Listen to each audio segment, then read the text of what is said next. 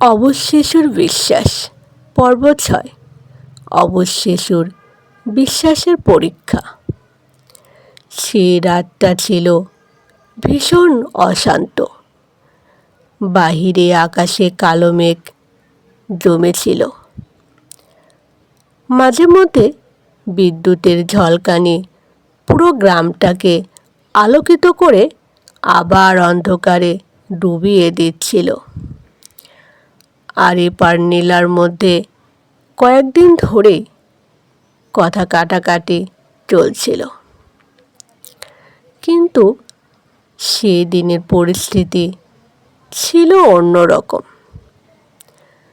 Ryan নিজের ঘরে বসে কাঁদছিল। সে বুঝতে পারছিল না কেন তার বাবা মা প্রতিদিন ঝগড়া করছে। যে সংসার একসময় হাসিতে ভরে থাকত, সেখানে এখন শুধু কান্না আর নীরবতা। সেই দিন রাতে আরিফ শেষবারের মতো নীলাকে বলল, আমি চাই তুমি সত্য বলো, এখনো সময় আছে। নীলা মাথা নিচু করে দাঁড়িয়েছিল। আমি যা করেছি তার জন্য আমাকে ক্ষমা করো। আরিফ দীর্ঘশ্বাস ফেলল। আমি অনেকবার ক্ষমা করেছি, কিন্তু তুমি কি কখনো বদলাতে চেয়েছো? ঠিক তখনই নীলা এমন কিছু কথা বলল যা আরিফের বুকের ভেতর ছুরির মতো বিঁধল। আমি কোনো দিন তোমাকে ভালোবাসিনি যতটা তুমি ভেবেছিলে। কথাটা শুনে আরিফ স্তব্ধ হয়ে গেল। যে ভালোবাসার জন্য সে পরিবার ছেড়েছে, সংগ্রাম করেছে, মৃত্যুর মুখ থেকে ফিরে এসেছে, সেই ভালোবাসাকেই আজ মিথ্যা বলা হচ্ছে। ঠিক তখনই বাহিরে থেকে দরজায় শব্দ হলো। আরিফ দরজা খুলতেই দেখল সজীব দাঁড়িয়ে আছে। তার চোখে ছিল উদ্ধত্ত। সে ঘরে ঢুকে বলল, আজ সব কিছুর শেষ হওয়া দরকার। পরিস্থিতি মুহূর্তেই উত্তপ্ত হয়ে উঠল। দুজনের মধ্যে তর্ক শুরু হলো।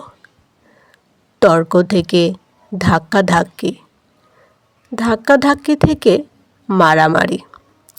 রায়ান ভয় পেয়ে চিৎকার করতে লাগলো, বাবা থামো, প্লিজ থামো।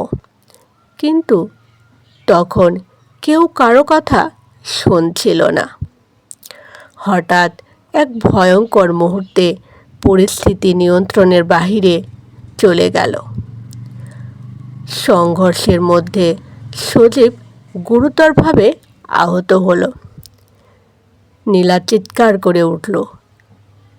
পড়শিরা ছুটে এলো। কিছুক্ষণের মধ্যেই পুলিশও এসে গেল।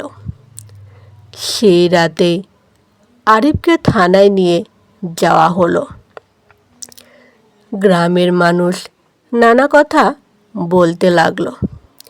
কেউ বলল আরিফ খুনি, কেউ বলল না, এর পেছনে আরও বড় ঘটনা আছে। কিন্তু সবচেয়ে অসহায় ছিল ছোট্ট রায়ান। সে শুধু একটাই কথা বারবার বলছিল, আমার বাবা খারাপ মানুষ না। কেউ তার কথা শুনছিল না। পরদিন সকালে থানার সামনে বসে রায়ান কাঁদছিল। একজন পুলিশ তাকে জিজ্ঞেস করলো, তুমি এখানে কেন? রায়ান চোখ মুছতে মুছতে বলল, আমি বাবাকে বাড়ি নিয়ে যেতে এসেছি। পুলিশ সদস্যটির চোখ ভিজে উঠল। সে সে জানত শিশুটি কিছুই বোঝে না, সে শুধু তার বাবাকে ভালোবাসে। এদিকে তদন্ত শুরু হলো। ধীরে ধীরে অনেক গোপন তথ্য সামনে আসতে লাগলো। মোবাইল ফোনের কল রেকর্ড, পুরনো ঘটনার সাক্ষী, আরিফের ওপর আগের হামলার তথ্য, সব একে একে প্রকাশ পেতে লাগলো। পুলিশ বুঝতে পারল ঘটনাটা যতটা সহজ মনে হচ্ছে আসলে ততটা নয়। আরিফ শুধু বলল, আমি কাউকে হত্যা করতে চাইনি, আমি শুধু নিজেকে বাঁচাতে চেয়েছিলাম। অন্যদিকে নীলা ভেঙে পড়তে শুরু করল। বহুদিনের লুকোনো সত্য আর চাপা থাকলো না। সে বুঝতে পারল তার ভুল সিদ্ধান্ত শুধু তার জীবন নয়, তার সন্তানের জীবনও ধ্বংস করে দিয়েছে। রায়ান প্রতিদিন মায়ের কাছে একটাই প্রশ্ন করত, মা, বাবা কি সত্যিই খারাপ? নীলা কোনো উত্তর দিতে পারত না। তার চোখ দিয়ে শুধু পানি গড়িয়ে পড়ত,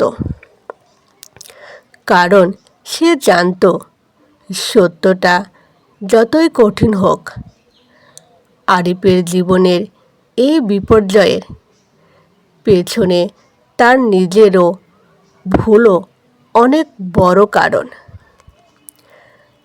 কয়েক সপ্তাহ পরে আদালতে বিচার শুরু হলো। সেই দিন রায়ান প্রথমবার আদালতে গেল। সে দেখল তার বাবা কাঠগড়ায় দাঁড়িয়ে আছে। সবাই তাকে সন্দেহের চোখে দেখছে, কিন্তু রায়ান দৃঢ় কণ্ঠে বলল, আমার বাবা মিথ্যে বলে না। আদালত কক্ষে উপস্থিত অনেকের চোখ ভিজে উঠল, কারণ একটি শিশুর বিশ্বাস পৃথিবীর সবচেয়ে শক্তিশালী জিনিসগুলোর একটি। সেই দিন আরিফ ছেলের দিকে তাকিয়ে মনে মনে বলল, আমি জানি না আমার ভাগ্যে কি আছে, কিন্তু আমার ছেলে এখনও আমাকে বিশ্বাস করে। এটাই আমার সবচেয়ে বড় শক্তি। কিন্তু বিচার এখনও শেষ হয়নি। সত্য এখনও পুরোপুরি প্রকাশ পায়নি, আর সামনে অপেক্ষা করছে আরও বড় এক মোড়, যেখানে সিদ্ধান্ত হবে আরিফ কি মুক্তি পাবে, নীলা কি নিজের ভুল স্বীকার করবে, আর ছোট্ট রায়ানের ভবিষ্যৎ কোন পথে যাবে। চলবে কি পর্ব 7 সত্যের মুখোমুখি।